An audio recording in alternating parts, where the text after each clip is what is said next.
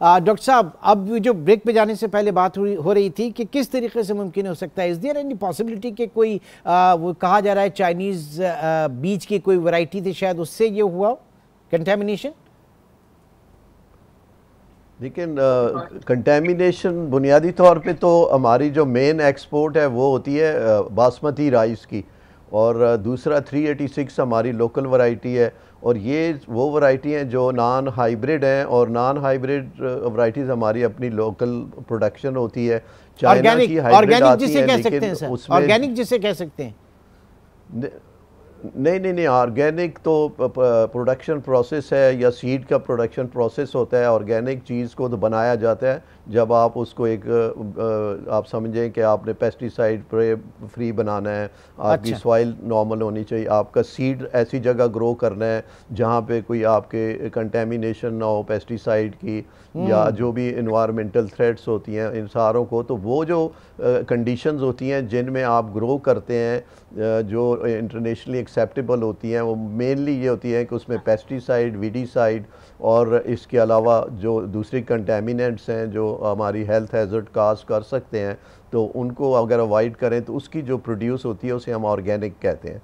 तो ये ऑर्गेनिक बाकायदा एक सर्टिफिकेशन होती है, और इंटरनेशनल ऑर्गेनाइजेशन है, यूरोपियन ऑर्गेनाइजेशंस हैं, वो सर्टिफाई करती हैं, उनकी बॉडीज़ आती हैं, वो चेक करती हैं, और उसके बाद वो सर्टिफिकेशन के बाद आप एक्सपोर्ट कर सकते हैं। और ये ऑनलाइन सारी इंफॉर्मेशन मौजूद होती हैं, तो आपका पर्टिकुलर एरिया पहले सर्टिफाई होता है, और उसके बाद जो प्रोडक्शन है वो सर्टिफाई होती है, और उसी बेस पे आप अपना जितना वॉल्यूम प्रोड्यूस करते हैं आप उतना ही एक्सपोर्ट करते हैं, और ये बड़ा ट्रांसपेरेंट काफ़ी हद तक होता है। ठीक। और दूसरा यही मेथड जो है ना, अगर इसको अपॉर्चुनिटी में कन्वर्ट करना है तो वो ये है कि अगर बासमती राइस को हम मेंटेन करें, और इसका भी जिस तरह ऑर्गेनिक सर्टिफिकेशन होती है इसी तरह जीएमओ नॉन जीएमओ सर्टिफिकेशन जो है ना, हम इसके ऊपर काम करें यूरोपियन यूनियन को, और हम स्पेशलाइज्ड एरिया को सेगमेंट्स वो उनको स्पेशलाइज्ड करें, फार्मर को ट्रेंड करें, और कोशिश ये करें कि हमारा जो सीड है कंटेमिनेट ना हो, प्रोवाइडेड हमें इसकी वैल्यू भी उतनी दी जाए जितनी ऑर्गेनिक की दी जाती है। तो फिर इसके ऊपर वर्क करना, तो और इसके लिए तो फिर आपको नई डेस्टिनी तलाश करनी होगी, नई मार्केट्स तलाश करनी होंगी। आप उनके माइंड को तो नहीं चेंज कर सकेंगे। क्या कहते हैं फैसल साहब, अगर इसके लिए तो फिर आपको नई मार्केट्स वगैरह तैयार करना पड़ेंगी, तलाश करना पड़ेंगी? जी, इसके अंदर देखें जी, जहाँ तक जो हमारा एग्जिस्टिंग जो ऑलरेडी हमारा प्रोड्यूस है, जिस तरीके से हम मौजूदा तौर पे कर रहे हैं, वो ऑलरेडी आई थिंक दुनिया का कोई ऐसा मुल्क नहीं जहाँ पर नहीं जा रहा। पर्टिकुलरली अगर जीएमओ की भी बात करें तो काफ़ी हद तक मुल्कों में इसको ऑलरेडी मंगवाया भी जा रहा है और इस्तेमाल में भी है ये ऑलरेडी, लेकिन आई डोंट थिंक सो कि इसके लिए कोई नई मार्केट तलाश करनी पड़ेगी। But at the same time GMO के ऊपर पर्टिकुलरली दुनिया में ही रिसर्च लिमिटेड है।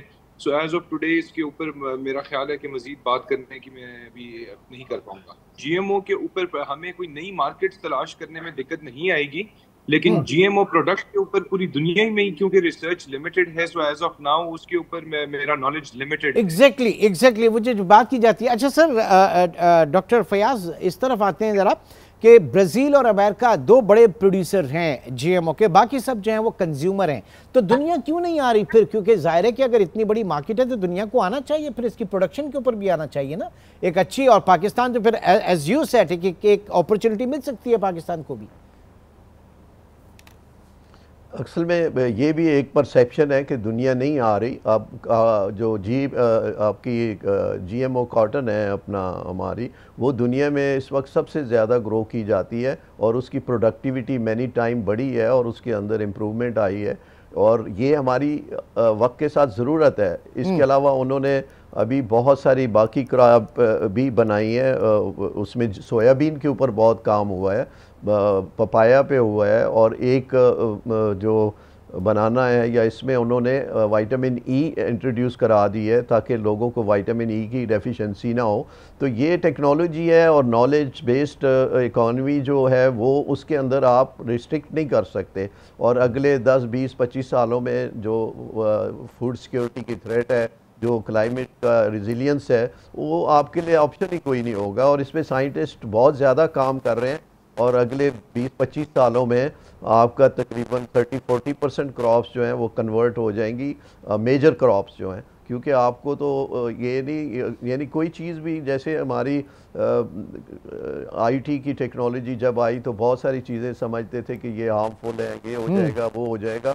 अब वो हमारी ज़िंदगी को ज़्यादा बेहतर कर रही है, ज़िंदगी में इम्प्रूवमेंट्स आ रही हैं, एफिशिएंसी आ रही है, और आप एक्यूरेसी आ रही है, ट्रांसपेरेंसी आ रही है।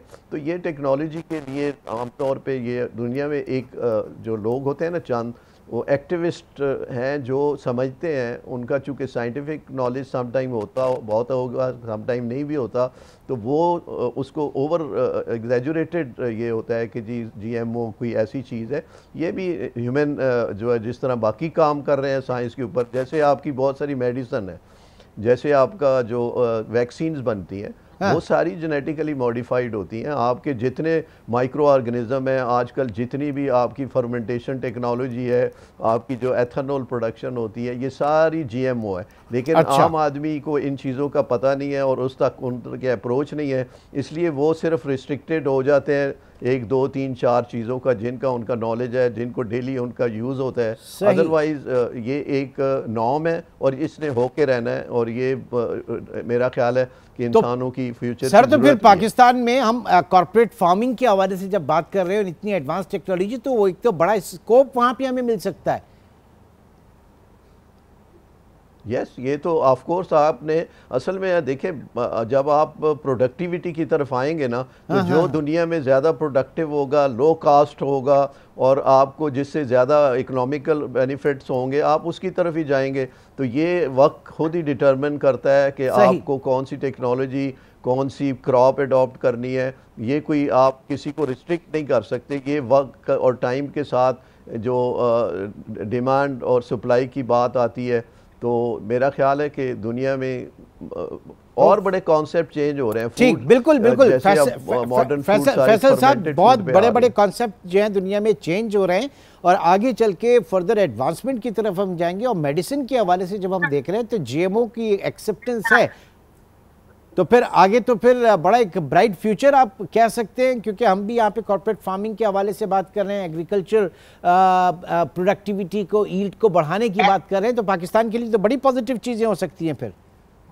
जी, मैं इमरान साहब, इसमें मैं डॉक्टर साहब की बात से बिल्कुल इत्तेफाक करता हूँ कि इसमें काफ़ी पोटेंशियल मौजूद है, लेकिन इसको हम लोग राइस सेक्टर, इसको एक डिफरेंट अप्रोच से हम देख रहे हैं। हम लोग राइस सेक्टर के अंदर नंबर 1 तो जो हमारी मौजूदा प्रोड्यूस और जो हमारी मौजूदा एक्सपोर्ट्स हैं, वो उनको वो एक काफी एक स्ट्रॉन्ग फिगर है, एक ऐसा नंबर है कि जिसपे the whole sector and the government is happy. अगर आप बात करें जिद्दत की, हमें सबसे पहले तो स्टेप बाय स्टेप है। जीएमओ अभी दुनिया में एक नया कॉन्सेप्ट है। पहले पाकिस्तान के अंदर अनफॉर्चुनेटली हमारा खासा एरिया अंडर कल्टीवेशन आज भी कन्वेंशनल फार्मिंग के तहत, वहां पर कन्वेंशनल फार्मिंग के तहत हम लोग अपने प्रोड्यूस को उगा रहे हैं। बट हमें सबसे पहले तो उससे निकल के मैकेनाइज्ड फार्मिंग में जाना है। कन्वेंशनल फार्मिंग में हमारी प्लांट पॉपुलेशन 45,000 पौधे की है पर एकड़। जब हम बात करते हैं मैकेनाइज्ड फार्मिंग की, तो हमारी प्लांट पॉपुलेशन 95,000 प्लांट्स पर एकड़ पे चली जाती है। तो नंबर 1 स्टेज पे हम सिर्फ अपने फार्मिंग प्रैक्टिसेस इंप्रूव करने से ही इतनी बेहतरी ला सकते हैं। सेकेंडली, हम राइस सेक्टर के अंदर हम लोग जो रिसर्च बेस कर रहे हैं, rather than going for a GMO, genetically modified के बजाय हम लोगों की ज्यादा कोशिश ये है कि हम लोग राइस को एक पेरेनियल प्लांट की नजर से देखें, के बजाय कि जिसमें हम लोग एक दफा फसल लगाने से हम मल्टीपल हार्वेस्ट ले सके। मौजूदा जितनी जो पाकिस्तान में या जो बेशतर ममालिक में जो मौजूदा सीड्स मौजूद हैं, उनसे आप एक दफा फसल लगाने से आपको एक दफा झाड़ मिलता है। जबकि अब ACIAR की अगर मैं बात करूं, Australian centre for international agriculture research, वहां पर एक नया प्लांट डेवलप किया गया है। बांग्लादेश में ये प्लांट ऑलरेडी लगाया जा रहा है कि जहां पे सिंगल फार्मिंग से आप 5 फसलें ले रहे हैं। सो आई थिंक हमारी राइस सेक्टर की जो रिसर्च है और जो फ्यूचर स्ट्रेटजीज हैं, they should be based with the view कि हम लोग इसको पेरेनियल प्लांट की नजर से देखा जाए। और इसके लिए आपको R&D के ऊपर बहुत काम करना पड़ेगा, रिसर्च एंड डेवलपमेंट के ऊपर बहुत फोकस करना पड़ेगा, इन्वेस्टमेंट करनी पड़ेगी। बहुत बहुत शुक्रिया लाहौर स्टूडियो से डॉक्टर फयाज सिद्दीकी साहब और फैसल जहांगीर साहब, जो कि चेयरमैन हैं राइस एक्सपोर्टर्स एसोसिएशन के, हमारे साथ मौजूद थे। और यकीनन इस तमाम मामलात के लिए, इस तमाम सक्सेस के लिए हमें जोर देना होगा, फोकस करना होगा, इन्वेस्टमेंट करनी होगी R&D के ऊपर, रिसर्च एंड डेवलपमेंट के ऊपर, और फिर कॉर्पोरेट फार्मिंग में जहाँ पर बात की जा रही है कि प्रोडक्टिविटी को बढ़ाया जाए, पर एकड़ जो यील्ड है उसको बढ़ाया जाए, तो उन जदीद टेक्नोलॉजीज़ को साथ लेकर चलना होगा, तभी पाकिस्तान का एग्रीकल्चर सेक्टर और पाकिस्तान आगे बढ़ सकेगा।